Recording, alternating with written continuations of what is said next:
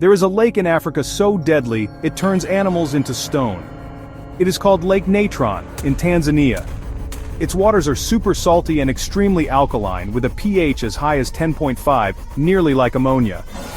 When animals fall into it, the minerals preserve their bodies, making them appear perfectly mummified, like they were turned to stone.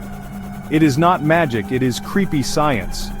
Like and subscribe for more wild facts that feel unreal, but are not.